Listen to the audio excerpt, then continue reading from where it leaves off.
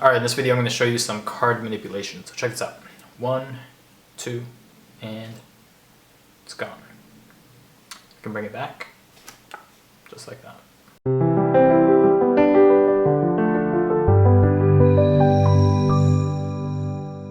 Before I get into the explanation, I just want to say a big thank you to everyone who has backed the Foundations of Card Magic DVD on Kickstarter.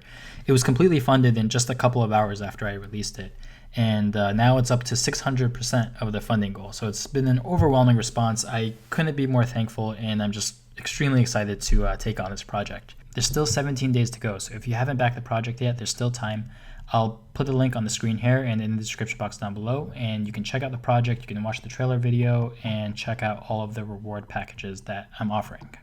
So thanks again, you guys, and let's get into the tutorial. All right, I'm going to teach you how to backpalm. Backpalming is one of the staples in card manipulation. It's used in a lot of different routines, and it's just a really cool thing to do. This is one of my favorite things to do with a playing card, okay? So here's the basic concept, or an exposed view of what's happening. When you backpalm a card, you basically are very quickly hiding the card behind your hand. Okay, now this is an advanced technique. It's going to take a lot of practice to be able to do it quickly, so quickly that it looks like it vanishes, and to be able to do it so that you're not flashing anything. Okay, from the front, it should look like the card has completely vanished. Nothing should be visible, right? From the back, here's what's really happening. Okay, so in slow motion, let me show you how I'm getting into this position. So I'm holding the card like this, and you know, I kind of add some movement into it, and then when it comes time to do the vanish, here's what's happening. I kind of wrap my pinky and my first finger around the edges of the card, and then I bend it inwards as I bring my middle and ring finger underneath, and then so I kind of end up in this position, and then I open my hand and end up like this. Okay, so the first step to learning how to do this is actually just getting really comfortable with holding a card behind your hand in back palm position. So what I would recommend is getting a card and then getting into that position, and then just you know, it's going to be uncomfortable at first because your fingers aren't used to you aren't used to this position. It's going to cause a bit of stress, some tension. The first step is to get used to that and kind of train your hand, or train your fingers to be able to hold a card comfortably behind your hand like this. So here's the first step. You get into position, and you know, of course, this is kind of one of those moves that the exact positions of your fingers is going to vary depending on the size of your hand.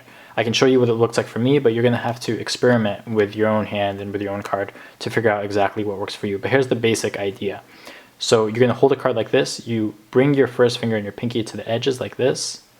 You're going to kind of come down, you're going to squeeze them a bit, and then your middle and ring finger kind of duck under the card. They're kind of curling in. And then once you're here, you open your fingers. Okay, now you want to, and then in the beginning, it's okay if you use your other hand to adjust your back palm. You want to adjust it so that there is no card sticking out, because sometimes in the beginning when you do this, you'll have edges of the card sticking out. That's no good.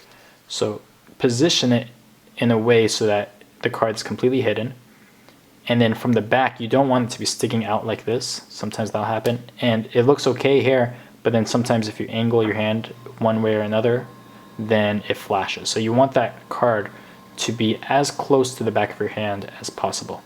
So go ahead, use your other hand to get into that position, and then just hold it there. As you're watching TV, as you're doing whatever, just keep that card in that position and kind of develop that muscle memory, develop that strength in your fingers to be able to hold it like without discomfort. Okay, it's going to take a while, but eventually it'll be second nature.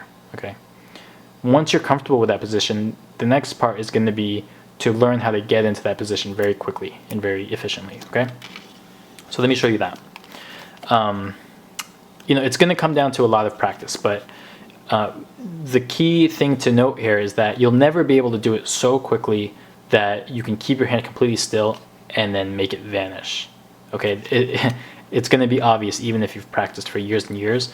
To make it convincing, to make it look magical, you really need to bring in a larger arm motion. Okay, so the way I do it is I go 1, 2, and on the third one, as I'm going up, that's when I do it.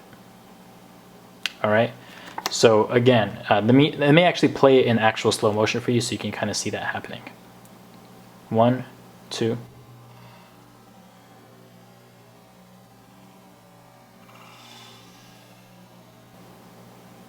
Something like that. And another thing you need to be careful about is you don't want windows in your fingers. Sometimes when you take that card into back palm position, your fingers might accidentally kind of peep open a little bit, and then that card is exposed. So you want to make sure your fingers are closed tightly and there's no flashing going on. Okay? So let me give you like some more details on how to actually get into this position. What I do is I kind of, just to give it a little bit of a flair, I actually spin the card a little bit. So when I go 1, 2, I'm kind of swiveling the card back and forth a little bit. So I'm just using my ring finger, my right ring finger on the bottom of the card to do that. It's kind of just doing this. So I go, and then when I go up, that's when I swing up. And when I come down, I swing down. So 1, 2. And then on the third one, as I'm going up, I very casually bring my pinky to the bottom of the card. I bring my first finger to the top of the card. This happens in a brief instant. You don't want this to be obvious that you're doing this. But as I'm going up, that's what I'm doing. And then as I go up, boom, boom, boom, boom, boom, boom. And I end here. And then you relax, you show that the card is gone. Okay? Now, that's the basics of the card Vanish. Feel free to leave any questions in the comment section below, and I'll answer them for you. But at the end of the day, this is going to come down to a lot of practice. Okay, I've been doing this for years. It's an advanced thing to do it well. Okay, but it's just once you can do it, it can be mixed into so many things. It can be just a quick trick on its own. You can just, you know, it's impromptu. Just anytime you want to do a little gag or anytime you want to spark a little magic, this is a cool thing to bust out, right? To do the production of the card, it's that whole process in reverse. Okay, so you have the card behind your hand.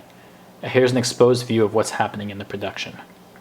So you're going to curl your middle and ring finger in, and then it's going to get underneath that card like this, and then you're going to push it out. You're going to push it out, and then the card's going to kind of snap, and then I catch it with my thumb and my fingers.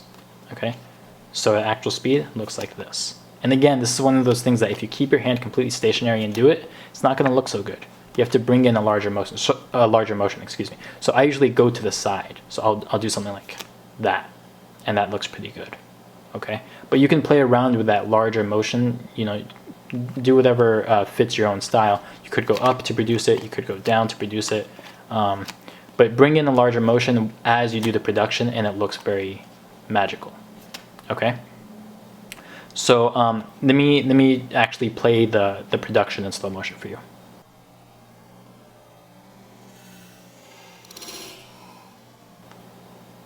Something like that.